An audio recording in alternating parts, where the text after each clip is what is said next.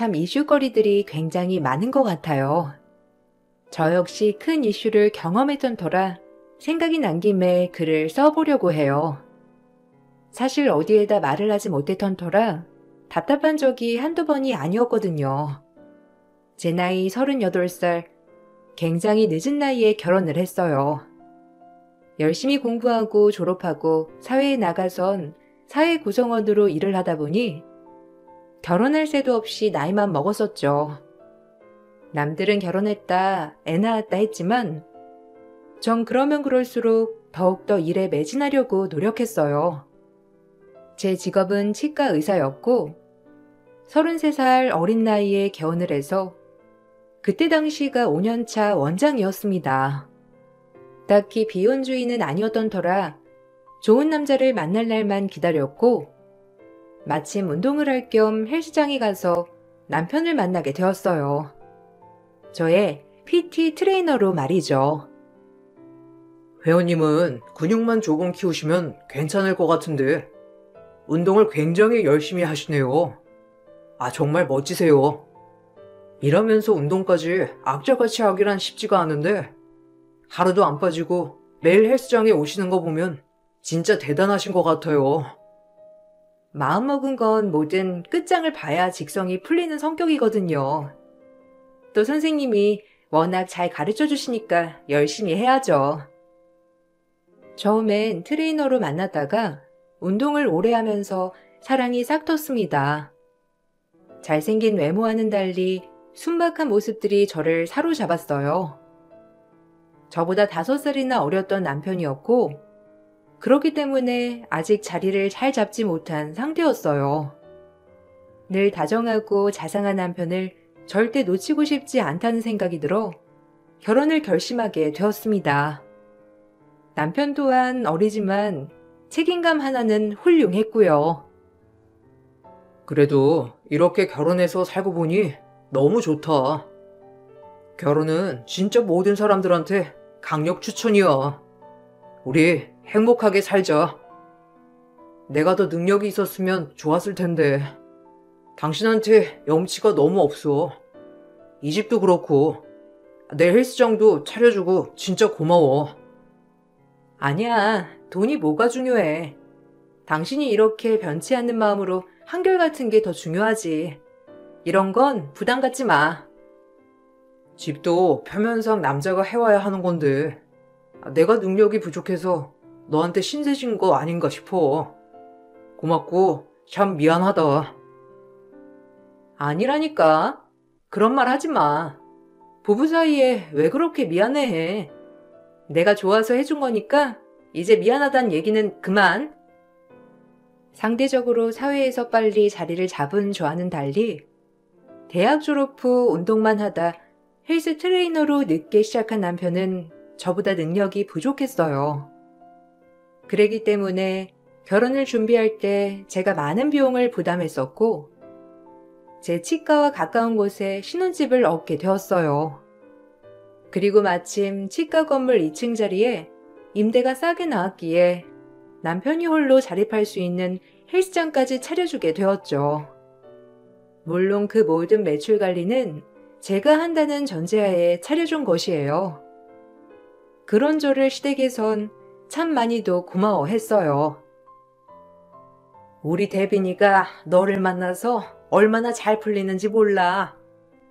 내가 며느리 하나는 정말 잘 얻었지. 치과 의사에 우리 대빈이 앞날까지 탄탄대로 있니? 정말 말해 뭐해? 고맙다 우리 며느리. 다달이 용돈까지 챙겨주고 내가 요즘 살맛나 진짜. 아니에요. 제가 할 수 있으니까 해드리는 거죠. 부모님 없이 할머니랑 단둘이 살아서 이런 가족의 품이 너무 좋아요. 그래, 날 엄마라고 생각해. 우리 안타까운 며느리. 부모 없이 어쩜 이리 잘 자랐을까? 진짜 대단한 것이야. 내가 네 든든한 울타리가 되어줄게.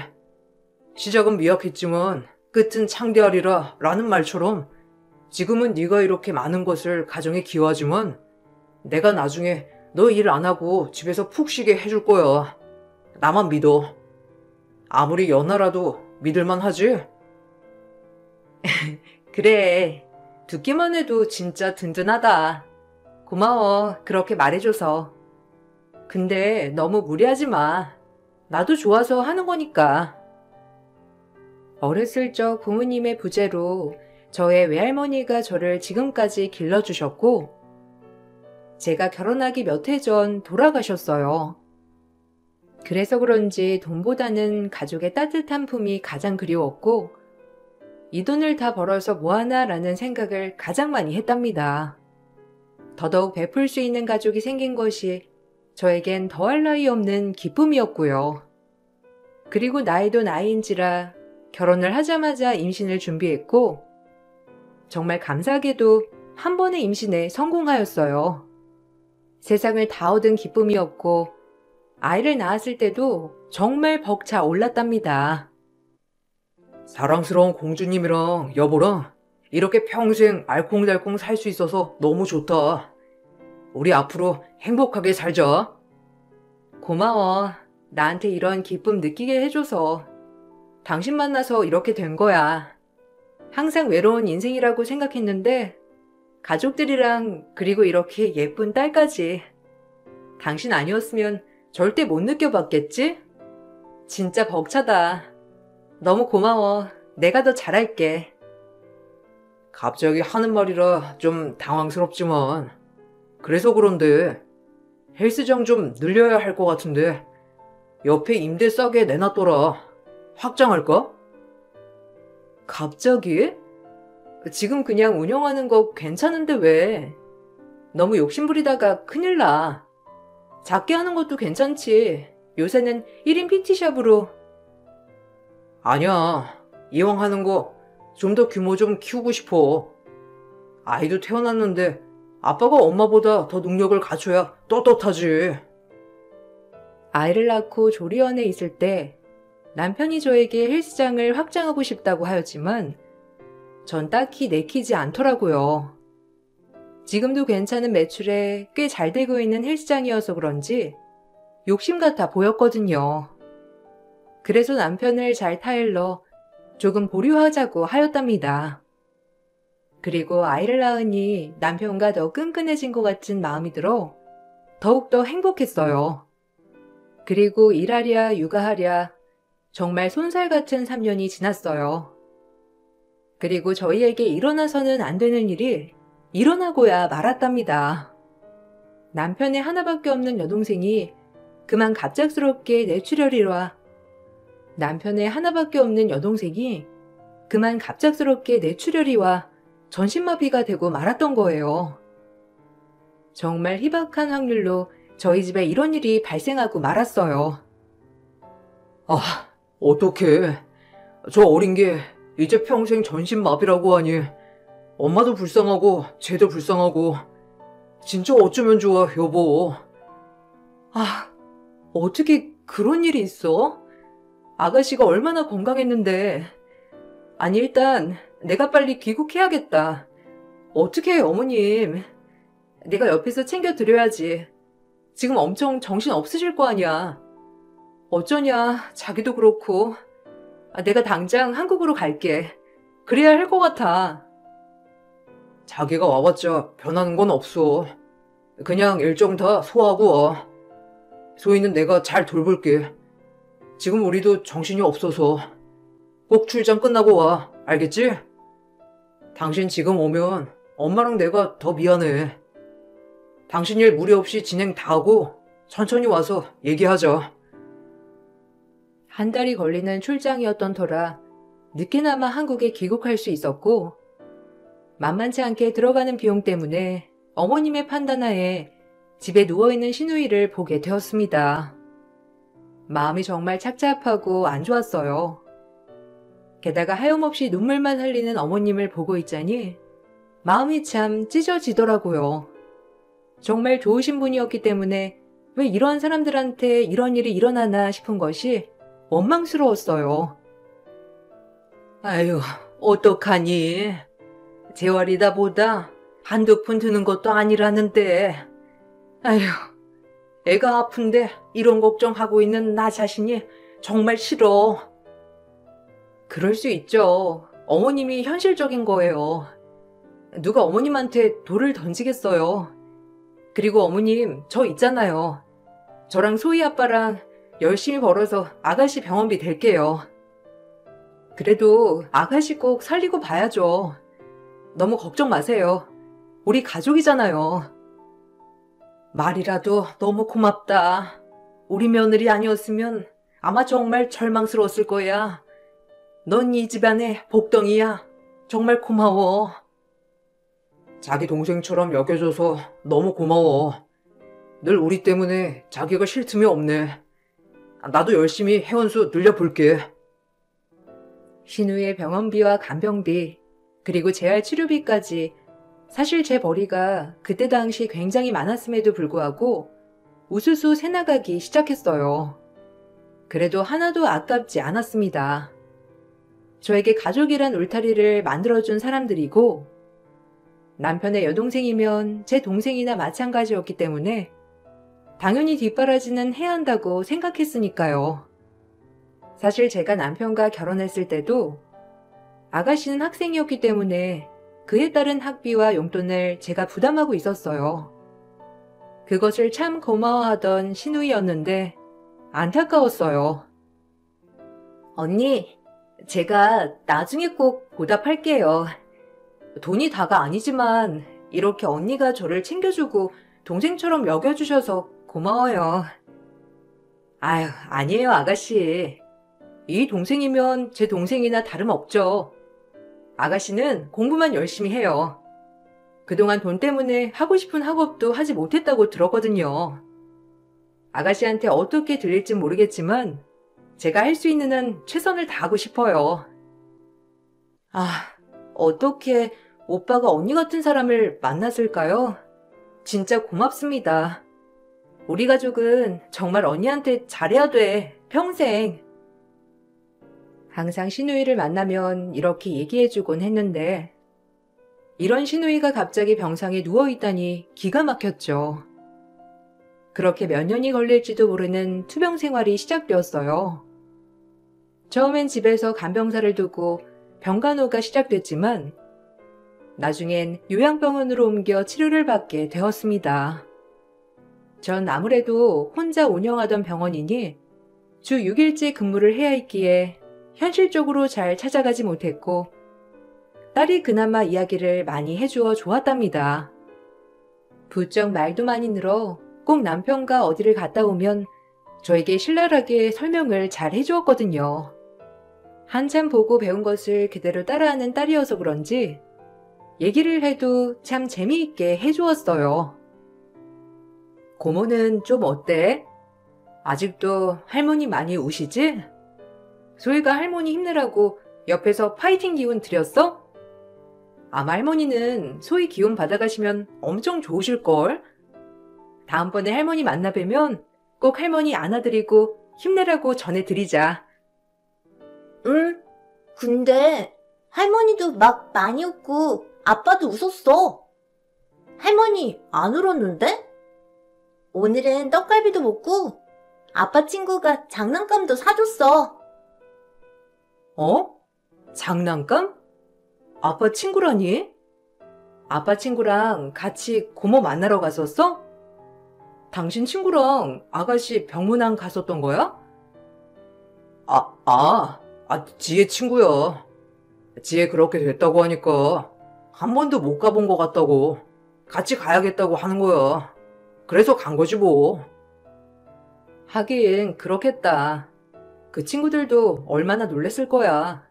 우리도 이렇게 놀랬는데. 어쩌냐. 그 친구도 놀랐겠다. 뭐 그렇지. 그래도 본인이 제일 힘드니까 우리가 열심히 케어해 봐야지. 당신이 이렇게 뒷바라지 해주니까 고맙지 뭐. 남편의 말에 그럴 수도 있겠다고 생각을 했어요. 그리고 신우이의 호전도를 물으니 아직도 나아지지도 나빠지지도 않는 그 상태 그대로라고 하였죠. 집에 환자가 있다는 게 참 이렇게 온 가족이 힘든 거구나를 많이 느끼게 되는 날들이었습니다. 그리고 모처럼 진료가 일찍 끝나 어머님 기분 전환도 시켜드릴 겸 딸아이와 깜짝으로 어머님 집에 방문했을 때 일이었어요. 에이, 고모니나, 아유, 놀래라. 너 이 시간이면 한창 바쁜 시간 아니니? 아니, 연락도 없이 어떻게 우리 집에 올 생각을 했어? 아, 모처럼 어머님 모시고 소희랑 맛있는 거나 먹으러 가려 했죠. 오늘 일찍 끝났거든요. 근데 어머님 쇼핑하셨어요? 우와, 할머니 예쁜 거 짱 많이 샀다. 엄마 이거 봐.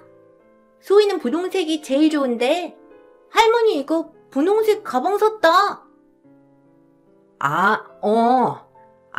그 옆에 산다는 수찬이 할머니 알지? 그이가 뭐 세일한다길래 기어이 데리고 가지 않냐. 그래서 안 살 수가 없어서 하나 산 거야. 아유, 얼마나 재촉을 하던지. 나도 가기 싫다고 했는데 기어이 끌고 가서 샀다니까. 아, 잘하셨어요. 어머님도 그렇게 기분 전환 하셔야죠. 어머, 근데 이 브랜드 세일 안 하기로 유명한데 세일도 해요? 잘 어울리세요. 너무 이쁘신데요? 워낙 안목이 있으시니까 가방도 진짜 잘 고르세요. 저도 이 브랜드 좋아하는데. 아, 그래? 뭐 나는 브랜드고 뭐고 잘 몰라. 그냥 수찬이 할머니가 데리고 갔길래 산 거야. 너 마음에 들면 가져라. 에이, 아니에요. 어머님 매셔야죠. 전 맨날 출근하느라 뭐 가방도 사실 필요 없어요. 어머님 이거 메고 놀러 가세요. 늘 집에서 시누이 걱정만 하는 어머님이 걱정이 되었지만 이렇게 동네 분들이랑 그래도 소소하게 잘 다니시는 걸 보니 내심 한시름 놓았다고나 할까요? 오히려 좋아 보이셨어요. 그리고 시간이 조금 더 지나고 시누이는 어머님 집으로 다시 오게 되었어요. 저 역시 주말마다 가서 시누이의 상태를 확인하고 하니 마음이 조금 편안해졌답니다.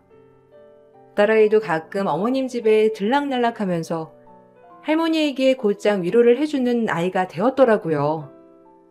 얼마나 기특하던지 마음이 정말 따뜻했어요. 할머니 힘내세요. 소희가 있잖아요. 고모는 아프지만 소희가 옆에서 이렇게 힘이 되어드릴 테니까 많이 웃으세요.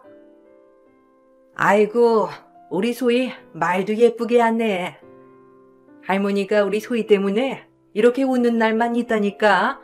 고마워. 근데 고모 저기 눈 깜빡거린 거 아니에요? 고모가 눈 찡긋찡긋한 거 같은데? 나 고모 눈 깜빡이는 거 처음 봐. 에이, 소희가 잘못 본 거야. 고모가 어떻게 깜빡거려. 엄마가 얘기했지? 고모는 지금 여행 중이라고. 아마 여행에서 돌아올 때 움직일 수 있을 거야. 몸이 움직이지 않아도 여행을 할 수 있거든. 그러니까 소희가 잘못 본 거예요. 알았지? 아닌데. 그때도 막 손가락 움직이려고 그랬는데 잘못 본 건가? 아닌가? 몰라. 나가서 놀래 나는. 가끔 딸이 엉뚱한 소리를 했지만 아직 6살이니 그러려니 하게 생각했어요. 그 아이도 고모와 놀고 싶어서 그런 바람을 얘기하나 보다라는 생각이 들곤 했거든요. 그렇게 하루 이틀 웃다 보니 어느새 어머님의 생신이 다가오고 있었답니다. 이번 생일에는 그 지혜 친구도 부를까 하는데 나한테 얼마나 잘하는지 그래도 밥 한 끼 대접하고 싶어서. 어머, 그래요. 저도 얼굴도 볼 겸 부르죠 뭐. 아가씨랑 절친했던 사이라고 하니 저도 궁금하네요. 마음이 얼마나 안 좋을까. 그렇게 친했던 친구가 저렇게 누워만 있는데. 그래도 너무 고맙네요. 매주 이렇게 찾아와주고 진짜 그런 친구라니. 그러니까 말이야. 얼마나 잘하는지 우리 지혜가 친구 하나 잘 사귀었다니까. 그럼 지혜 친구까지 불러서 밥이나 먹지 뭐. 저도 궁금했던 신우의 친구를 부르자는 시어머니의 말에 시어머니 생신 때 그 친구까지 부르게 되었어요. 그리고 그날 처음 본 친구의 인상은 정말 청순하고 보기 좋았답니다. 남편도 그날은 참 기분이 좋아 보였고 저 역시 덩달아 기분이 좋았죠.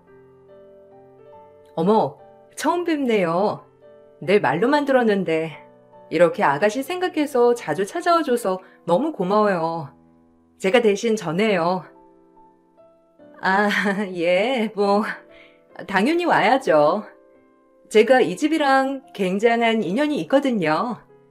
저도 처음 뵙네요. 무척이나 궁금했었는데. 어머, 저를요? 남편한테 얘기 많이 들었어요. 아가씨랑 굉장히 친했다고. 매주마다 이렇게 하는 게 쉽지 않을 텐데 너무 고마워요. 우리 아가씨가 이런 친구를 둬서 얼마나 기분이 좋을까요?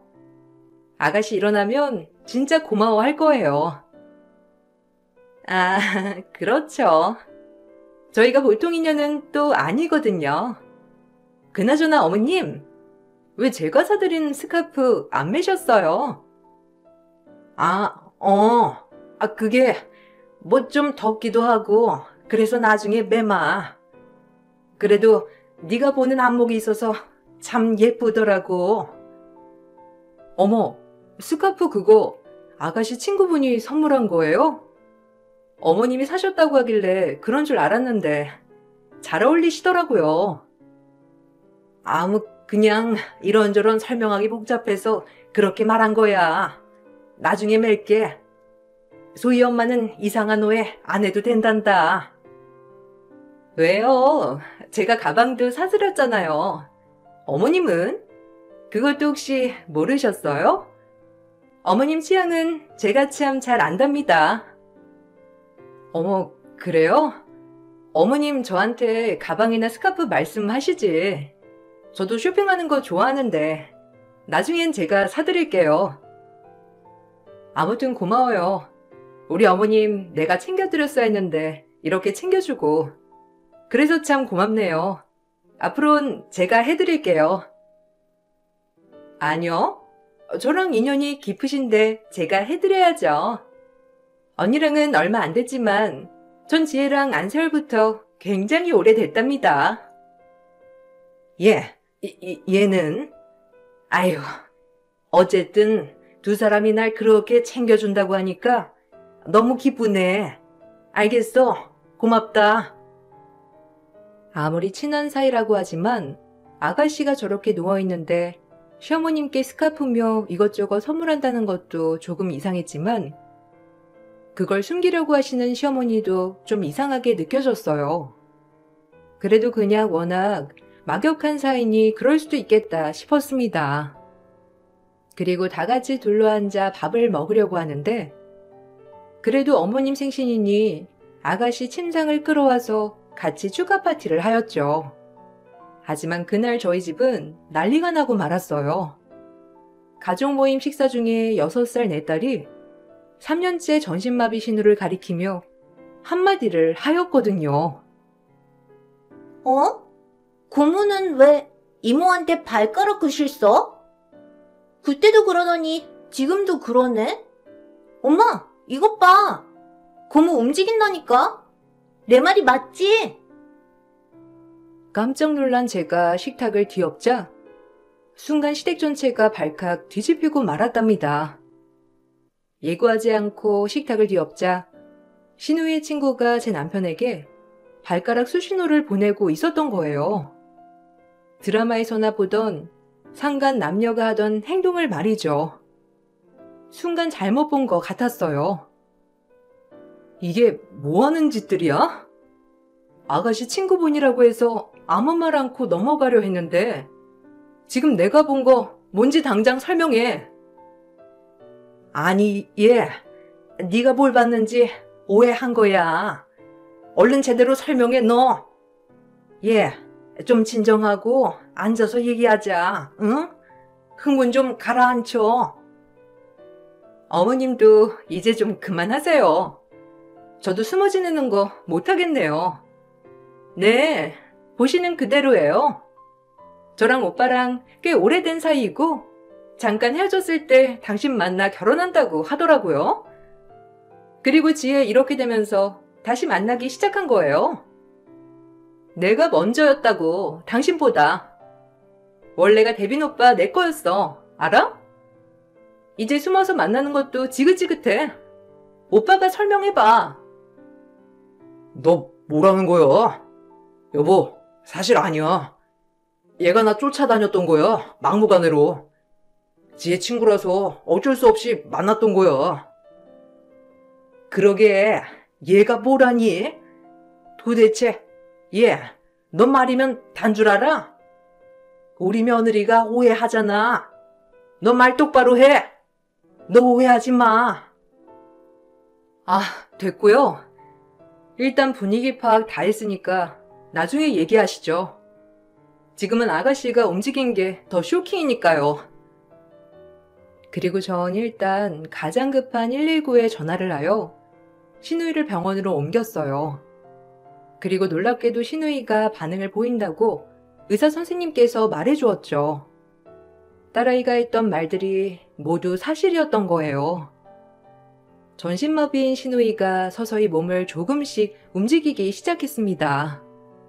그리고 전 그 여자가 했던 말을 그냥 넘어갈 수가 없겠더라고요. 제가 생각했던 완벽한 가정이었기에 이 가정이 깨짐과 동시에 사실 버틸 수가 없었거든요. 그리고 그동안 제가 남편에게 줬던 돈들은 모두 상간녀에게 들어가고 있었습니다.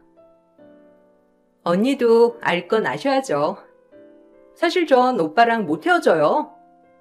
우리 굉장히 오래된 사이기도 하고 언니랑 결혼만 안 했어도 언니 자리는 제 자리였을걸요? 어머님도 저 못 내치세요. 알아온 세월이 엄청 오래됐거든요. 그냥 언니랑 소희만 빠져주면 돼요. 굉장히 당당하구나. 한 번도 의심을 한 적이 없어서 정말 몰랐는데. 그래 뭐 그럴 수도 있겠지. 과거 없는 사람 어디 있겠나. 그런데 그 과거가 현재까지 이어진다? 절대 그냥 못 넘어가. 너랑 남편, 그리고 이 모든 사실을 알고도 방관한 어머님까지 다 가만 안 둘 거니까 그리 알아. 내 남편 지금에야 대단해 보이겠지? 이것저것 네가 원하는 거 다 사주고 헬스클럽 대표에 얼마나 멋있어 보였겠니? 네가 보기에. 근데 그거 다 내가 이뤄준 거라는 건 알아? 두고 봐. 맨몸으로 쫓겨나서 손가락 빨고 살아봐. 그리고 내 남편 너 가져. 안 하시오. 결혼 생활 때 한눈판 남자 뭐가 아쉽겠니? 네가 그렇게 원했으니 어디 한번 데리고 살아봐. 당당한 상간녀의 태도에 눈물 한 방울 나오지 않았어요. 사실 부모님을 잃고 할머니까지 잃었던 저로서는 이번 일에 대해서는 눈물 흘릴 거리도 안 된다고 생각했거든요.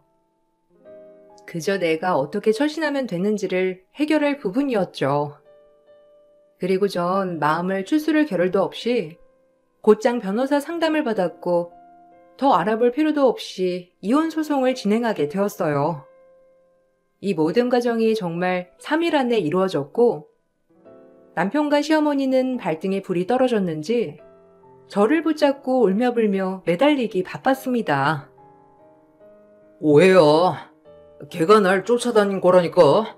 스토커라고. 지혜 친구니까 어쩔 수 없이 같이 다닌 거지. 지혜 위해서. 제발 내 말 좀 믿어주라. 우리 사이에 소희까지 있는데 이대로 이혼할 셈이야? 당신 진짜 독하다. 우리 가정이 어떻게 이렇게 무너져? 우리 가정을 깨트린 건 당신이야. 부부일 때나 마냥 좋았지. 이제 우린 남이나 다름없으니까 애원해도 소용없어. 얘, 내가 잘못했어. 진작 끊어냈어야 했는데 예정도 있고 해서 끊어내질 못했어. 미안하다 진짜. 한 번만 봐줘. 어떻게 소희랑 같이 만날 수가 있어요? 뻔히 외도인데. 소희까지 이모이모하게 하면서 어머님도 나빠요. 그냥 뿌린 대로 거둔다고 생각하세요. 그리고 이 집, 차, 헬스장 빠른 시일 내에 정리할 거니까 그리 아세요. 다 제 명이니까요. 아, 여보. 제발 다신 안 만날게, 다신. 걔가 연락이 와도 절대 안 만날 거니까 한 번만 봐주면 안 될까? 다 인정하고 사과할게. 그 인정 법원에 가서나 해. 이제 우린 끝났으니까. 당신네 집에 쓰는 돈 하나도 안 아까웠어, 정말로. 너무 사랑했거든. 근데 사람 천성 절대 변하지 않을 거라는 거 잘 알아. 그래서 지금 힘들어도 이렇게 끊어내는 게 맞다고 생각해. 짐 싸가지고 나가. 예, 잘 생각해봐라. 내가 더 잘할게. 다 이 늙은 엄마가 처신 못해서 생긴 일인데 우리 태빈이만은 받아주면 안 되겠니? 아니요, 똑같죠. 저한텐 누가 먼저 시작했건 그저 똑같아 보여요. 다른 것도 아니고 한눈 판 거는 절대 용서 안 할 거야. 이혼 소송이 시작되었고 그쯤 신우이는 점차 빠른 회복을 이어갔습니다. 그리고 시간이 지남에 따라 조금씩 어눌하지만 말도 할 수 있었고요. 신우이는 아무 잘못이 없길래 그래도 딸아이와 간간히 병문안도 가고 했어요. 그리고 어눌한 말로 얘기하였는데 그 말을 듣고 참 놀랍기도 하고 고맙기도 하고 많은 생각이 공존했어요. 고마운 마음이 더 컸지만 말이죠. 그 나쁜 년 어떻게 됐어요? 아주 악질이에요. 내가 가만 안 두려고 했는데. 어머, 아가씨도 알고 있었어요? 하긴 의식은 있는데 전신이 마비된 거니까요. 아가씨 미안해요. 저 오빠랑 이혼해요. 어눌했지만 신우이는 그 상간녀를 정확히 지칭하며 욕을 했고 차츰차츰 어눌한 말로 저에게 얘기를 해주었어요. 사실 조금 전부터 움직임이 있었고 그날 밥상에서는 그 여자에게 발가락 글씨로 나쁜 X라고 글을 쓴 것이라고 하더라고요. 그 모습을 제 딸이 포착하고 말해주었던 거고요. 몸이 그런데도 불구하고 시어머니와 남편과는 다르게 양심이 있는 아가씨였어요. 그리고 이 말도 해주었는데 제가 본인한테 너무 고마운 존재라 자기 친구지만 절대 용서할 수 없다고도 말했습니다. 어떻게 보면 그런 모습을 포착할 수 있었던 계기가 된 것이 신우의 발가락 글씨 덕분이었죠. 하마터면 계속 속고 살 뻔했는데 아가씨한테 참 고마운 마음이 들었어요. 그리고 2년 7개월의 소송 끝에 이혼을 할 수 있었고 상간녀에게도 위자료 소송을 걸었습니다. 제 가정을 깬 결과물이 5천만 원이라는 값어치밖에 안 된다는 게 속상했지만 그래도 저에게 배상을 해야 했죠. 헬스장은 내가 운영할게. 이 정도 했으면 됐잖아. 애 양육권에 친권에 그리고 집이며 차며 헬스장은 내가 할게. 그래도 내가 운영했던 거였는데 애 아빠로서 뭔가는 해야 할 것 같아. 대신 이제 월세는 내가 낼 거니까 신경 안 써도 돼. 아니, 내가 차려준 거고 내 명의잖아. 어떻게든 내가 운영할 거니까 몸만 나가줘. 알아서 취직하고 알아서 개업하던지 해. 너 정말 톡하구나. 그래도 애 아빠인데 이렇게까지 해야겠니? 뻔히 지금 아무것도 못하는 거 알면서. 제가 독해요? 그동안 저 속인 당신들은요? 내 가정이 박살난 거에 비하면 이건 아무것도 아니에요. 용서 못해 절대. 남편은 결혼할 때와 마찬가지로 빈몸으로 쫓겨났어요. 나중에서야 재산 분할을 해달라고 했지만 모두 결혼 전에 읽어놨던 재산이었기 때문에 따로 분할을 해줄 건 없었고요. 오히려 제가 그동안 이 가정에 기여한 것이 금액적으로 굉장히 컸기 때문에 저에게 위자료를 주어야 했습니다. 사실 돈이 궁한 건 아니었기 때문에 이 돈으로 제 마음의 상처를 보상할 수는 없었어요. 나 만나서 고생 많았어. 그동안 미안했다. 소희는 자주 보러 갈게. 그리고 내가 실수는 했지만 진짜 네가 생각하는 것처럼 심각한 건 아니었어. 그러니까 너 마음 풀리면 언제든 돌아와. 그 자리에서 기다리고 있을게.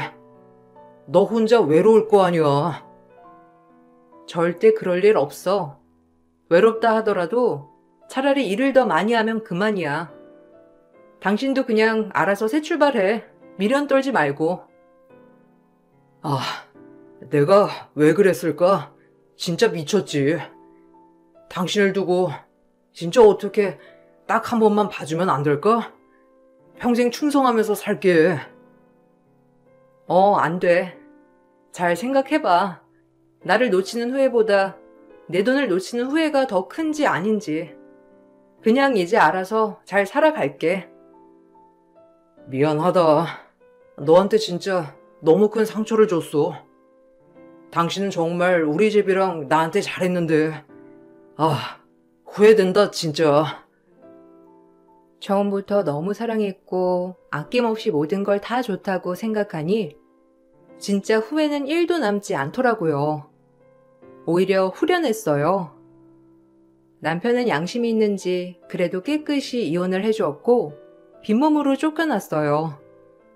그리고 어디 근처 변두리 헬스클럽에서 다시 트레이너로 일을 하고 있다고 딸아이가 얘기해 주었죠. 또한 그 여자와는 시어머니가 길길이 날뛰는 바람에 결국엔 이루어지진 않았다고 합니다. 아무래도 저와의 재결합을 생각하는 건지 극구 말리고 반대했다고 해요. 근데 이것도 참 웃기지 않나요? 그 여자에게 선물은 다 받으며 왕래해놓고 이제 와서 반대한다는 게 참 웃기더군요. 그리고 신우이는 온전하진 않지만 지금은 휠체어를 타고 생활이 가능할 정도가 되었어요. 그 일이 있고 나서 한 2-3번 정도 따로 만나 차도 마시고 했는데 아직까지도 저에 대한 고마움은 잊지 않았더라고요. 계속해서 가족이었다면 정말 친여동생처럼 잘 지낼 수 있었을 텐데. 언니, 참 고마웠어요. 오빠랑 이렇게 됐지만 제가 그래도 언니한테 고마운 마음은 잊지 않으려고 해요. 아니에요, 아가씨. 이렇게 무사히 몸 건강한 것만으로도 제 마음이 더 편안해지네요. 참, 사람 일 모른다고, 그렇죠? 그래도 언니 덕분에 병원비나 학비나 말도 못하죠. 정말 신세 많이 졌어요. 염치 없는 오빠나 엄마만 아니었어도. 괜찮아요. 그래도 우리 소희가 옆에 있잖아요. 오빠 아니었으면 소희가 세상에 없었겠죠. 전 엄마보다 행복이 더 커요. 뭔가 아쉬운 마음이 들기도 했어요. 이혼한 지 약 4년이 채 안 되게 흘렀는데 아직도 시어머니는 저에게 가끔 문자를 하십니다. 아직까지도 미련의 끈을 놓지 못하고 계신 거죠. 전 지금 정말 잘 지내고 있어요. 이혼을 하고 이제 남자를 다시는 못 믿을 것 같았지만 이제 좀 쉬엄쉬엄 일하면서 딸과의 시간을 많이 보내려고 페이닥터를 두었었는데 페이닥터가 개원을 하는 와중에 도움을 주다가 가까워졌어요. 그래서 지금은 조심스럽게 잘 만나고 있는 상태랍니다. 딱 지금이 가장 행복한 것 같아요. 딸아이와 오손도손 살면서 저를 위해주는 사람도 있으니 말이에요. 남에게 제 이야기를 꺼낸 적이 없어서 주절주절 말이 많았지만 그래도 이렇게 털어놓고 나니 참 속은 시원하네요. 들어주셔서 감사해요. 제 이야기는 여기까지랍니다. 좋은 하루 보내세요.